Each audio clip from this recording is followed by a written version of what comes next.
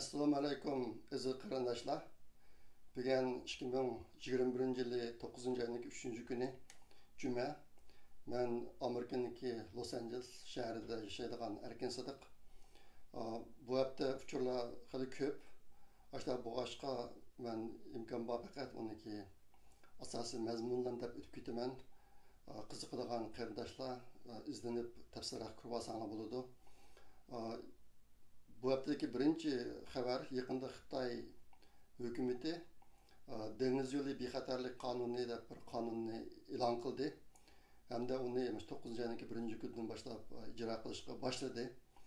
Bu qanday qonun desanglar, shu Xitoyniki atrofidagi bir qancha dengiz, Janubiy Xitoy dengizi, Sharqiy Xitoy dengizi va shu rayonlardagi nurg'un kichik orollar Muşlarınki etrafından ötüdüğün başka devletlerindeki farklarına koyulğan bir xil çekleme. Ulardaydı su astı farkıtı, ondan yadro küçüğüyle mağdığın farkıtlar ve her xil radyaksiyalik materyallarını taşıdığın farkıtlar. Muşlar farkıtlar şu rayondan ötmekçi olsa, xalqarалық dengiz rayonları endi. Şu yerden ötmekçi olsa aldı bilen Xitay hükümetiga deb bizniki tasdiqimizni elish kerak degan daraq bir narsani chiqadi bular. Chiqargandan keyin bunga qarata Amerika Pentagonniki bir bayonotchisi John Sapple degan bir kishi necha kun oldida bunun qarata pozitsiya bildirdi. Bu odamning degani Xitoyniki bunday qilishi bilan qilish ish qilib yo'lsiz. Bu Amerika hukumati shu dengiz yo'llari haqida chiqarilgan har qanday qonun yoki belgilamalar bo'lsa, bu chuqur boshqa davlatlarniki shu dengiz yo'lida o'zi xohlagancha qatnaydigan erkinligiga ta'sir etkisi bo'lmaydi.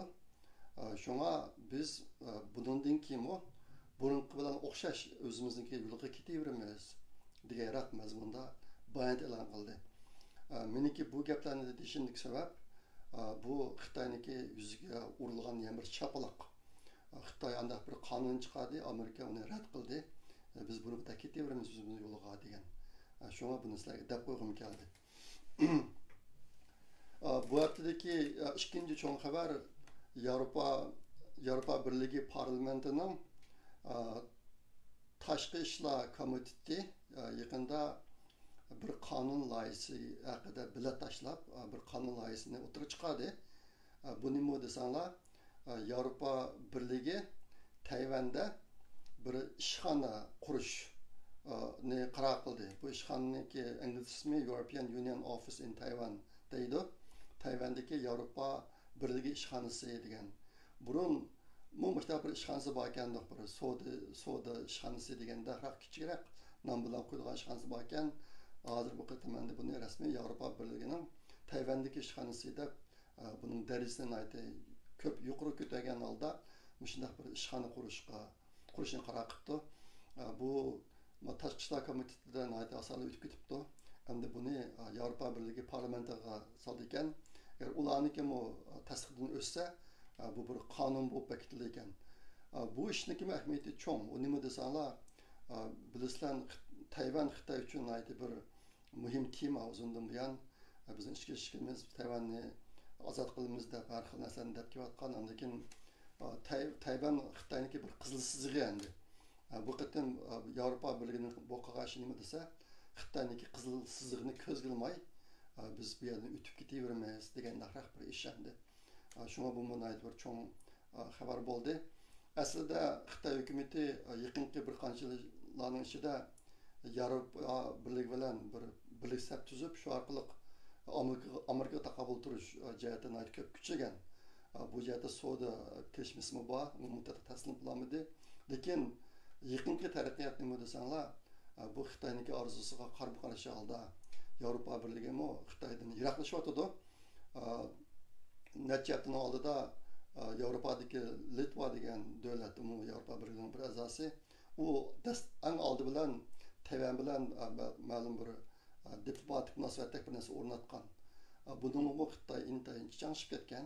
Sababi nima desanglar, Litvaniki boshlamchiligida Yevropa birligidagi Yevropadagi boshqa ellarning mushtaq ketami deb bak ansirgan.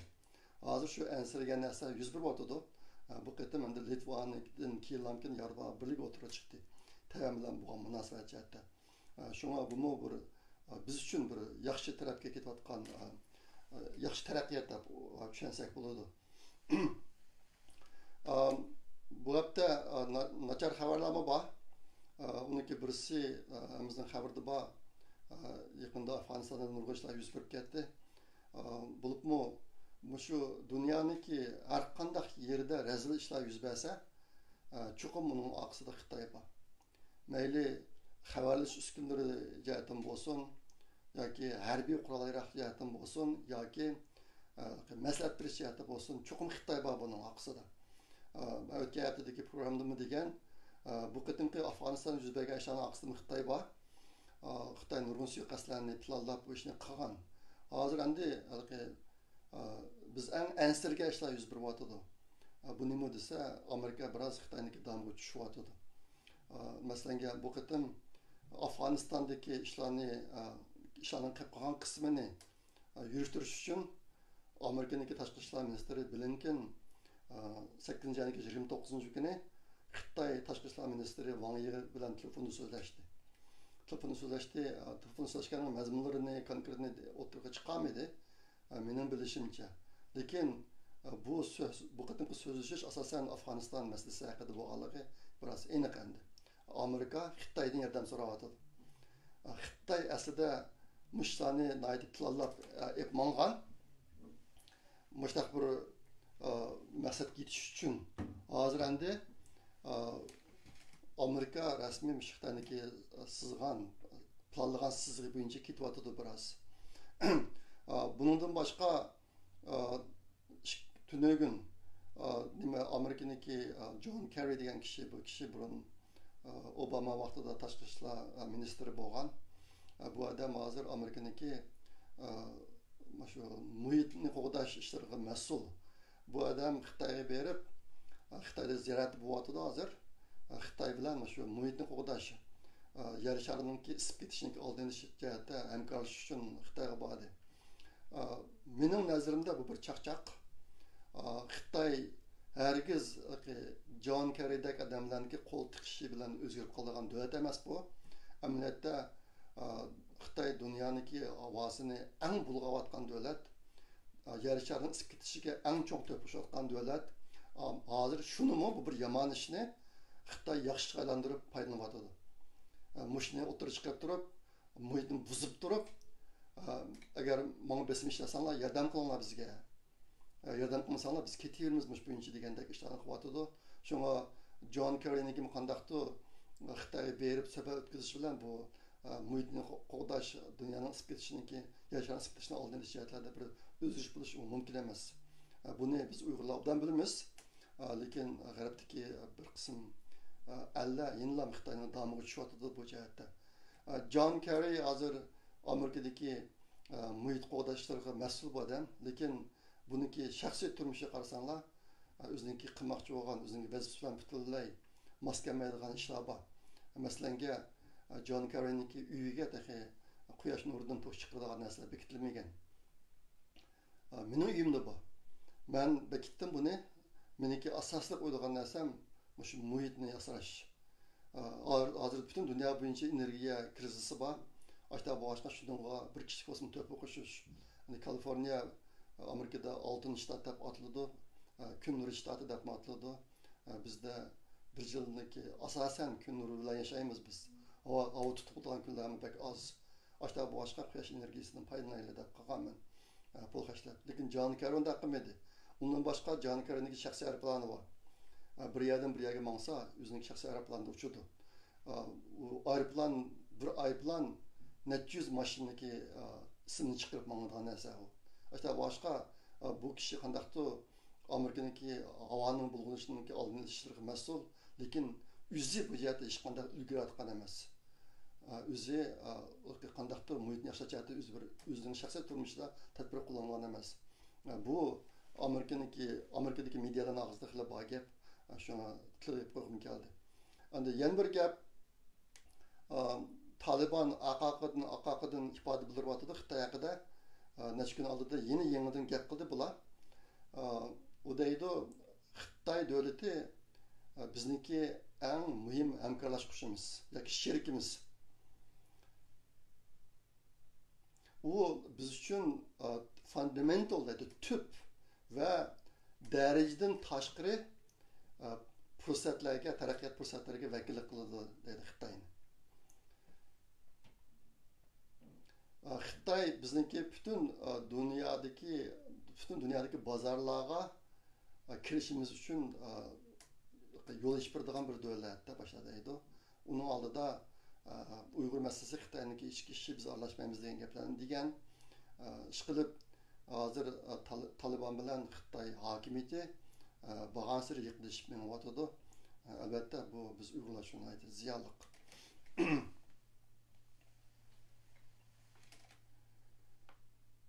Bu haftadaki 4-cü çoğun xabar, bu Xitoy davlatçiligi xabar. Xitoyda Li Guangman degan bir adam bir maqola e'lon qildi. Bu kishi erkin nima deymiz, erkin media chikan, YouTube'larga buna chiqib so'zlaydi qashaq adam ekan. Bu adam bir maqola e'lon qilgan yaqinda Torda. U adam deydi, hozir Xitoyda bir chunqur o'zgarish bo'layotganligini hammadan misqollaydi degan bir temada bir maqola chiqarib ekan Torbetaga. Bu maqolani Xitoy davlatidagi asosliq tor medialarning hammasi, hukumatniki, harbiyniki hammasi e'lon qildi bu maqolani. Ma bir odamniki maqolasini. Buningda intan cho'ng uyum bor. Nima ish qiladi desanglar? Bu maqolada bunda 3 muhim nokta o'tirib qo'yilgan. Hozir madaniyat sohasidagi hozir Xitoyda bir madaniyat sohasida bir ijtimoiy o'zgarish yuz beryapti. Yaqinda bir Xitoy artist ayol yo'qolib ketdi Xitoyda. Shuning bilan tang Xitoy davlatida yana nihoyat ko'p bir qism ishlar yuz berdi.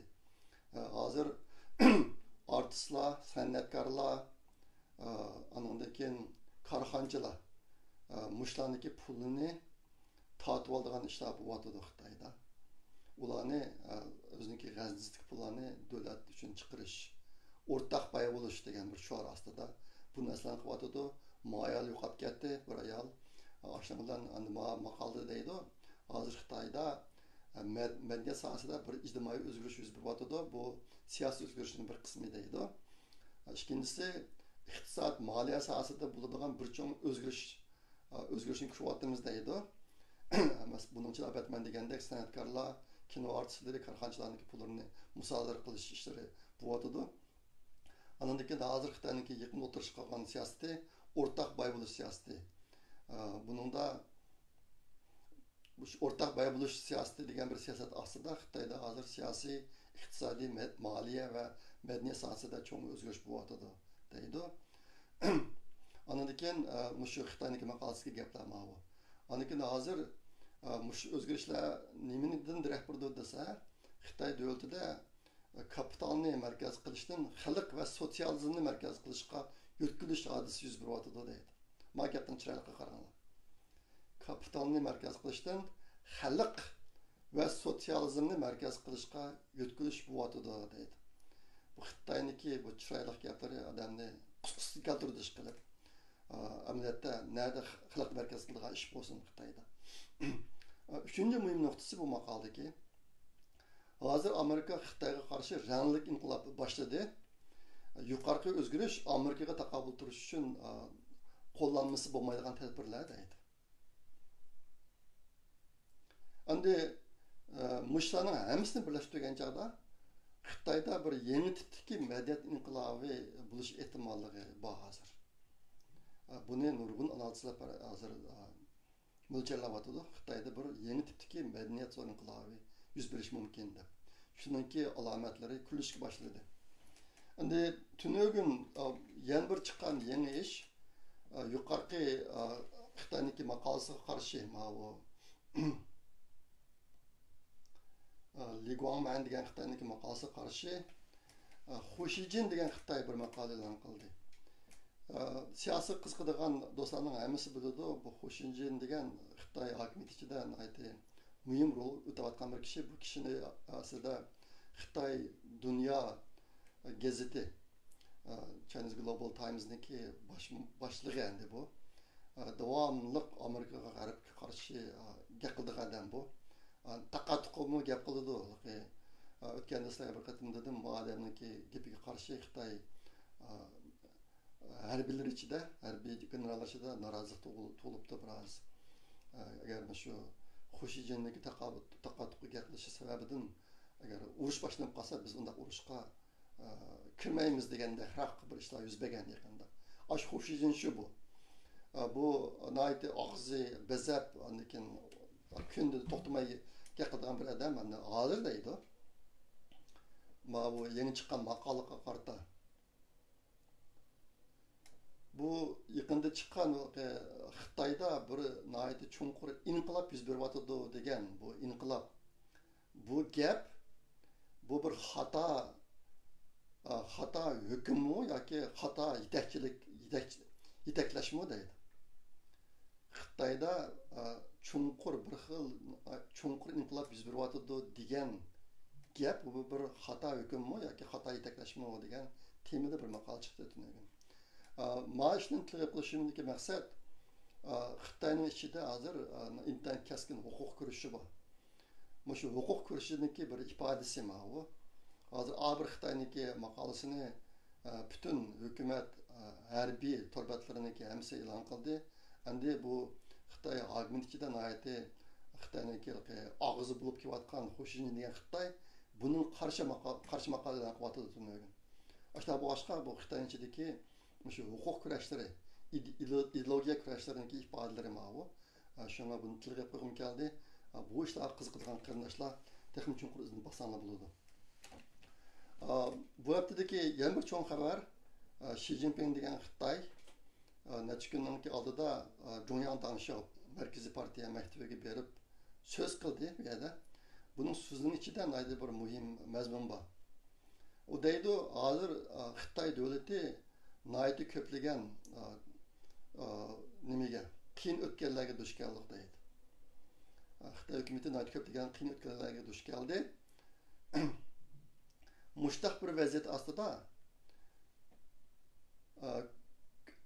kurash qilmay tinchlik ichida yashashni kurash qilmay tinchlik ichida yashashni istash amniyatga uyg'un emas deydi.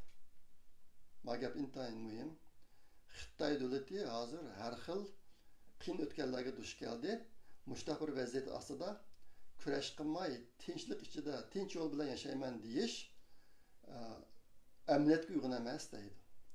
Demakchi o'g'ini biz bundan keyin kurash qilamiz deydi. Xi Jinpingning bu qatamqi gapida kurash degan gap nihoyatda ko'p tilg'ilinibdi. Xuddi madaniyatlardagi sinfiy kurash degan o'xshash. Endi hozirgi analizlarniki deyishicha bu kurash, bu yerda kurash Xitoy davlat ichiga qartilgan, xalqaro qartilgan deydi. Demakchi biz bundan keyin kurash qilib yashaymiz, kurash qilamiz demakchi deb asta yakunlanib chiqyapti. Xi Jinpingning gapiga qarata. Bu haftada yana bir cho'ng xabar, bu Xi Jinpingga munosabatlik markazda bir millatlar xizmat yig'ini deb bir yig'in ochildi. Bu yerda Xi Jinpingga qilib Zhonghua Menzu Gongtong Tiyishi deydi. Zhonghua millatining o'rtaq ong tushanchisini kuchlantirish, engini kuchlantirish degan daraxt gap qildi. Bu yig'in to'g'riliq g'arbdagi necha ziyolilar, analizchilar, faoliyatchilar bu vaqtda gap qildi. Asosan hozir endi Xitoy davlati ichidagi oz sonli millatlarni butunlay yo'qotib, Zhonghua millati degan birli millatni vujudga keltirish jihati endi qilib o'tirib chiqdi deydi. Maqatingi yig'inda bu narsa oshkora o'tirib qo'yilibdi. Endi buning ifodalarini biz hammamiz bilamiz. Yaqinda Uyg'ur axborot markazining videolarida angladinglar. inayet iki çoğun iş yüz verdi bizim vatanda. Birisi G'ulcuga intan köp Uyghur balalarını apırıp bularını başka ailelerge taksim kıvattı. Bu balalar ata-analары şu lagerlarda turnlarda ölüp ketken, işkile ketken balalar. Sani bek köp bununki. Balalar Uyghur, lekin bu balalarını mecbur tanıgan aile Xitay mı bu? Uyg'urning bolalarini Xitoy buriladigan ahvollar yuz berdi. Ikkinchi ahvol vatandagi Xitoy uchun ishlayotgan Uyg'ur kadrlarga Xitoy yetim bolalarini taqsim qilib berdi. Taqsim qilib beryapti hozir. Bu asosan Uyg'ur millatini yo'qotish yo'lidagi tadbirlar. Ma'vu yig'inda deyilayotgan gap ashlarning hammasi o'zaro munosabatlik. Xitoy davlati ichidagi asonlik yoki yerlik millatlarni yo'qotish yo'lida ochiq oshkora o'tirib chiqdi hozir. Shunga bu gapni deb qo'ygim keldi. Bu haftadagi yana bir cho'ng xabar 8-ayning 28-kuni bir Amerika oilasi Uyg'urlar uchun boshlagan uzun safarini oxirlashtirdi. Uyg'urlarning erkinlik uchun boshlagan bu kishining ismi Nasan degan kishi, o'g'lining ismi Justin, bularning Uyg'ur ismi bor, dadasining ismi Nurshad, bolasining ismi Jurat. Bular Sharqiy Turkistonda turib boqqan bir mezgil. Men bu Nurshad degan kishi bilan tanishman, men ko'rishgan. Biz aloqalashib o'tamiz odatda. Bular Uyg'urlarningki erkinlik uchun deb bir piyoda uzun safarga yo'lga chiqib 6 haftada 775 kilometr oraliqni mangdi Amerikada. Aştaq menib bu safarni 8-ayning 28-kuni oxirlashtirdi. Bu vaqtda Uyg'ur axborot markazining bir xabar berdi, uni oldinglar.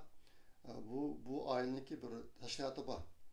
İpek Yolu Tinchlik Project deydigan. İpek Yolu Tinchlik Project. Silk Road Peace Project degan mana bir tashkiloti bor. Bularning bir torbeti mi bor? Torbetni ko'rib baxsanlar bo'ladi. Torbetida mushqidimki uzun safar jarayonidagi bir qism ko'rinishlarmi bor. Men bu torbetning adresini shu videoni ostida chiqarib qo'yay. Qiziqadigan qarindoshlar ko'rib boqinglar. Bir Amerika oilasi Uyg'urlar uchun 775 kilometr yo'lni piyoda mangdi. 6 haftada. Uyg'urlarchidan mushta uzun safar qilishlari bo'ldi. Turkiyada, Kanadada bundan xabarimiz bor. Endi malak alayligi bularga menga orlig'i intayin uzun. 775 kilometr degan gap Urumchidan Oqsuvoga qaran, Urumchidan Shohyaroqchilik degandek, Kuchog'chilik degandek orliq endi 6 haftada piyoda men bo'pti. Sizlarga deb qo'ydigan yana bir xabar, bizningki Turkiyadagi Gulis degan bir singlimiz bir tor do'konni quribdi. Bu singlimizning maqsadi shu Uyg'ur tilini, Uyg'ur millatini chetga salab qilish ishiga bir to'p qo'shish yusidan bir qism maykalarga Uyg'ur xatlarini besib, shuni bozorga sevitibdi hozir. Shuni bir sizlarga deb qo'ygim keldi. Bu singlimizniki Facebook yo to'batlar bor ekan. Bu xabarni biz Uyg'ur axborot Uyg'ur Project fondiniki Uyg'urcha sahifasiga chiqarmoqchi bir xabar qilib, o'shada bu do'konni tepish uchurlari mı bor? Shunga bilan sizlarga atib qo'yim keldi. Hozir endi chet eldagi qarindoshlar ichida Uyg'ur millatini chetga salab qilish yo'lida bir qism ishlarni ko'rish bo'lyotdi. Mana shularning birisi endi shu yo'lda olgan bir qadam endi. Shunga sizlarga deyapman. Bu ish yanada muhim. Albatta degandek vatan ahvoli intayin fojialik. Ben hozir her gün o'ylayman bu jihatda. Uyg'ur millati Sharqiy Turkiston zaminida necha ming yil yashab kelgan. Hozir endi Uyg'ur millatiniki yo'qolish jarayoniga biz hammamiz shohid bo'lyapmiz. Hammamiz ko'ryapmiz. Mush davrning odamlarini qarab turyapmiz bu atgan ishlarga.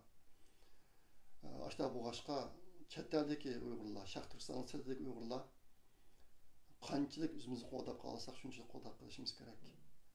Shunga men bu sohada ilingan mustaq tadbirlar, bosilgan yo'llar bilan sizlarga haqiqatan tilga qo'yishni umid qilib işte qıvatıman. O'tgan qatimqi videoga O'rta Osiyodagi bir qarindoshimiz inkos yozib, Qozog'istonda 290 mingdan ortiq Uyg'ur bor deb yozibdi. Bu yaqinda Qozog'istonda e'lon qilingan o'xshaydi. O gapni anglab bak xush bo'ldim. Bo'lsa O'zbekistonda qancha Uyg'urlar bor, Qirg'izistonda qancha Uyg'urlar bor, yana boshqa yerlarda-chi, mana sonlarini bilgan bo'lsak, bu chet ellik Uyg'ur nüfusi biz uchun bundan go'har. Biz imkon bor birlashib, imkon bor birlikda ish qilib, o'zimizniki tili, madaniyati, Uyg'urlik kimligi buni chet elda salab qilish uchun hammamiz tirishmasak bo'lmaydi. Masamizning qilgan ishi shu yo'ldagi bir qadam. Bu yo'lda besilgan yana bir qadami bor. Uning uchrati menga bugun keldi. Mardan degan bir ismdagi bir hukmimiz bir yumshoq detal yasatdi. Bu yumshoq detal Uyg'ur Latincha Uyg'ur, Arabcha Uyg'ur yoki Uyg'ur Latincha, Uyg'ur Arabcha yoki Uyg'ur Slaviyan yoziqi, mushu yoziqlarni o'zaro almashtira oladi ekan. Bundan burun chiqqan yumshoq detallarmi bor? Masalan, yulg'un yumshoq detali Uyg'ur ko'n yoziqlar yangi yoziqni o'zaro almashtira oladi. Andikin buni Amerikadagi Muhammad Abdullah inimiz yasagan yulg'un yumtalini. Yaponiyadagi G'ayrat Kenji qarindoshimiz inimiz yasagan Kenji Soft degan bir yumtalmi bor. Bu yumtalmi Uyg'urchiniki Latincha, Arabcha va Slaviyan yoziqlarini o'zaro almashtira oladi. Endi maqatim Mardan inimiz ma'bur yumtalni yasabdi. Buniki qolgan ikkisiga o'xshamaydigan bir alaylligi, qolganlarim shuna ehtiyot qilar bormi o'qimayman. Ma yumtal niki kompyuter nusxasi bilan yanfun nusxasini bor ekan. Buni yanfun shakli bo'lar ekan. Bu inimiz boshqa bir narsa qarindoshlar inimiz bilan birlashib hozir inglizcha bilan uyg'urcha o'tirishlik tarjimonlik iqtidorini kirgizish yo'lida tirishib hozir. Keyin bu bitib qolsa, mushtaq aylantirish, tarjima qilish, uyg'urcha bilan inglizcha o'tirish tarjima qilish ishlarini yanfudan qilgan bo'ladi degan gap endi. Bu bir cho'ng yangiliklar. Men Mardan inimizga ko'p rahmat aytaman. Ma torbat adresini shu videoni ostiga yozib qo'yaman. Bunda foydalaninglar. Yanfular tushirib foydalansangiz bo'ladi ekan. Anikin bu haftadagi yana bir yaxshi xabar.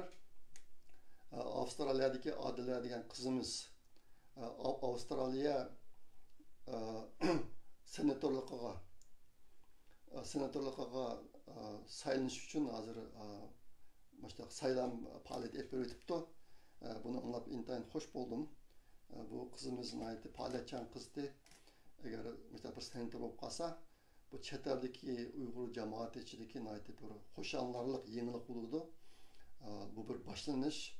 Xudoyim bo'lsa, kelgusida Avstraliya, Amerika va boshqa Yevropadagi ellarda mustaq Uyg'urlar senator bo'ladigan Turkiya masalan ishlar ko'paysa, bu bizning kelgusidagi istiqbolimizni yaxshilash jihatda cho'qim zo'r foydasi bor bu ishlarniki. Shuna bu xabardan men bek xushal bo'ldim. Bu Adila qizimizga ko'p rahmat mushtirchaligiga, g'ayratiga.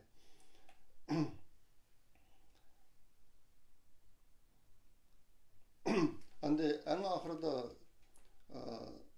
sizlarga yana bir ish to'g'riliq ishdan ma'lumot berib qo'yay. Vaqt boshqarish madrasasi degan bir hukm bor yoki jadvali. Vaqt boshqarish jadvali. Men buni shu Turkiya va Yevropadagi Uyg'ur jamoati bilan kurashib shayda leksiya bergan chog'da bu vaqtda so'zlagan. Hozir biz endi naydi ig'ir kriz duch keldik. Vatanninki ahvoli qandaroq bir darajada to'xtaydi, hozir fojia bilmaymiz. Yaqinda Afg'onistonning chiqishi bilan hozir xalqarodagi Uyg'urlar munosabatlik ilib berilayotgan tadbir qo'llanayotgan, yuritilayotgan ishlar biroz aziyib ketdi. Bo'libmi Xitoyniki Uyg'urlar ustidan yapayotgan irqiy qirg'inchilikni to'xtatish yo'lida texi bir amaliy tadbir yo'q. Yine bir haftadan keyin ikkinchi qatimliq Uyg'ur soti boshlandi 9-10 kuni. Bu bir naydi Uyg'urlar hayotidagi naydi bir muhim ish. Lekin bu ish darhol unum bermaydi. Xitoylarniki Uyg'urlarga qaratgan irqchilikni to'xtatish jihatda. Bu sohada dahi hech qanday bir amaliy tadbir yo'q hozir qadar. Qachalik bo'ladi biz vatandagi Uyg'ur xalqi qandaroq bir yo'sinda erkinlik chiqadi buni bilmaymiz. Ashta bo'g'ashqa endi har bir Uyg'ur chet eldagi har bir Uyg'ur bundan keyin men hayotini qandaroq o'tkazaman, men nima ishlarni qilib yashayman degan masala ustida qattiq o'ylanmasak bo'lmaydi. Her kuni o'ylamasak bo'lmaydi bu masala ustida. Shuning uchun men naslni yamirqatdan ta'kidlab qo'ydim. Bu shu vaqt boshqarish madrasasi bo'yicha qaragan chaqda biz oldimizdagi ishlarni bundaq 4 turga ayıra olamiz. Ciddi ish, ciddi emas ish. Muhim ish, muhim emas ish deb 4 ayıra olamiz. Agar bu 4 ishdan bir jadval tuzsak, mana ko'p topinglar. Bundaq bir jadval oldu, sizlar ta'til ko'rindiki bu. Bir madrasa deyishdiki sabab mani. Bu masada Steve Covey'niki Ünümdar kişilərindeki 7 adeti degan kitabından kelgan bu. Her bir katak, eğer bunu bir katak tutsak üstüde ciddi emas degan ikki tipi var. Aslında yan tarafında mühim emas degan ikki tipi var. Şuna qilib qilsak bir 4 katakcha bo'ladi. Bunda 4 katakcha. Onun birinchisi katakcha hem ciddi hem mühim işler. İkincisi ciddi ama mühim emas işler. Aslındaki birinci katakcha mühim emas ama ciddi işler. En ahırdaki katakcha olsa mühim emas, ciddi emas işler. Degan to'rtga bo'lindi. Ana bu yerda ciddi ve mühim işler degan qanday ishlar desanglar, qistab kelgan ishlar, krizislar, qo'rqinchli ishlar, bitirish vaqti bekitilgan ishlarni biz mühim ishlar va ciddi ishlar deymiz. Hozir endi bu ishga eng shart tutishadigan ish Uyg'urlarning boshiga kelgan krizis. Qanday qilib vatandagi xalqlarniki boshiga kelgan qirg'inchilikni to'xtatamiz degan ish. Shu hozir ham muhim ham jiddiy ish. Endi muhim ammo jiddiy emas ishlar bo'lsa, oldini olish ishlari bu ishlar burun bek muhimdi Uyg'urlar uchun. Ammo undan qilamadik. Albatta men degandek Uyg'urlar Sharqiy Turkistonda necha ming yil yashab, hozir endi intayin ig'ir bir krizisga duch keldik. Bizning davrimizda. Biz qarab ko'p turyapmiz bu ishni. Aslida shuni oldini olish sohasida tadbir qo'llangan bo'lsak, burunroq ehtimol bu ishlarni oldini olib bo'ladi. Bundan 5 asr burun Uyg'urlarda naydi cho'ng bir chekinish yuz berdi. Bu ishlar sapaning tuvaligidan bo'lgan shu vaqtlar. 5 asrning oldida. İnsanlık sapa, bilim sapası, dini sapa. Muşlarniki naçarlıktan bo'lgan. Yine bundan 30, 20, 10 yıllar burun Uyghur zamanında yan bir qatım yüz berdi. Bir qism ishlar.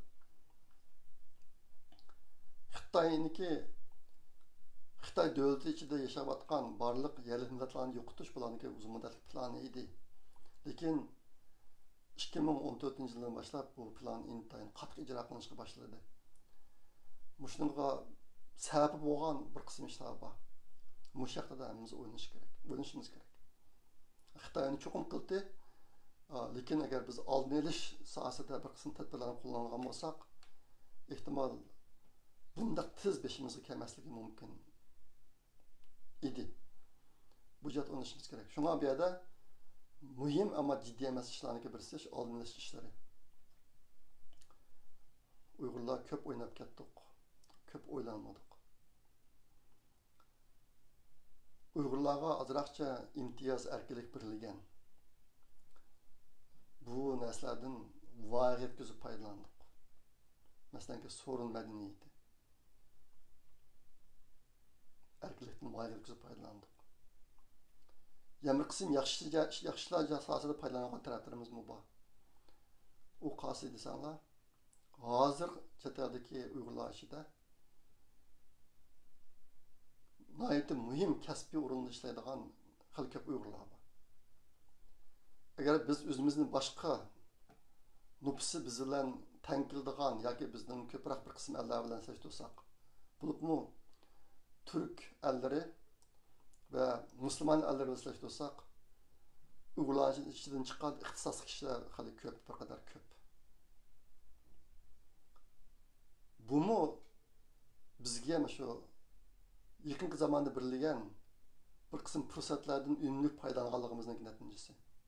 Lekin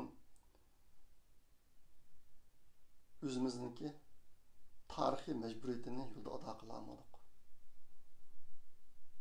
Uyg'urlarniki hech qanday narsa kafolatga ega emas bo'ldi 1949 yildan keyin. Lekin nurg'un kishilar o'zidagi mas'uliyatni o'ylab yetolmadi. Bizning hech qanday narsamiz kafolatga ega emas. Yine mushundaq o'ynasak bo'laveradi deb o'ylaydigan odamlar ko'p chiqmaydi. Shunga meniki bugungi madrasasini, vaqt boshqarish madrasasini deyishimning sababi shu. Bundan keyin chet eldagi qarindoshlar o'ynash kerak. Shuni ikkinchi qatakcha miyadagi muhim ama ciddi emas ishlar, oldinish ishlari, munosabat o'rnatish, planlash va tayyorlik ko'rish, sistemalarni vujudga chiqarish, kasbiy bilimlar egallash, ko'ngil ochish ishlar muhim ama ciddi emas ishlar. Endi muhim emas, lekin ciddi ishlarning ichiga bunday ishlar kiradi. O'rinsiz kaşıla işleri, hacetsiz dokladlar, mühim emas yığın ve telefonlar, chet elda bir xil xohish va yig'in ichib, uni resimlarini torbatlarga chiqarib qo'yibman, inqilab qilyapman deb o'ylaydigan. Boshqalarning kichik ishlari keng taralgan ishlar. Bu muhim emas, ammo jiddiy ishlar. Endi oxirgi katakcha kirdigani hem muhim emas, hem ciddi emas ishlar. Uşak ishlar, aldirash ishlar, munosabatsiz telefonlar, vaqtni isrof qiladigan ishlar, qutulish ishlari, qutulish degani qachish ishlari, chekini oshgan televizor, internet ishlari, haddidan ortiq orom olish ishlari. Bular hem muhim emas, hem ciddi emas ishlar. Shunga meniki bu yerda bu gaplarni deyishimdagi umidim mush uqum qalbimizda bo'lsin. Muhim emas, ciddi emas. Her bir kişi her kuni qilayotgan ishimizni biroz kategoriyaga ayirib boqaylik. Biz nima ishlarga shug'ullanamiz? Her birimiz uchun hem ciddi hem muhim ish qaysi? Biz onunla yeterli vaqt chiqaryapmizmi? Mush to'liq o'ylaylik. Tamşı köl bular deb agar har bir Uyg'ur mushta yasashni odatlansak, bizning ishimiz oldinroq oqadi. Shunga sizlarga men har qadamgi videoda azroqcha bir bilim bo'ladigan narsalarni deb kelyapman. Bugungi mazmunda mushlarni deb qo'ydim. Shunga bu vaqtda davomli hammamiz o'ynaylik. Bugungi sizlarga deydiganim shunchalik. Qilar qatim ko'rish omon bo'linglar. Xayr, Allohga emanet.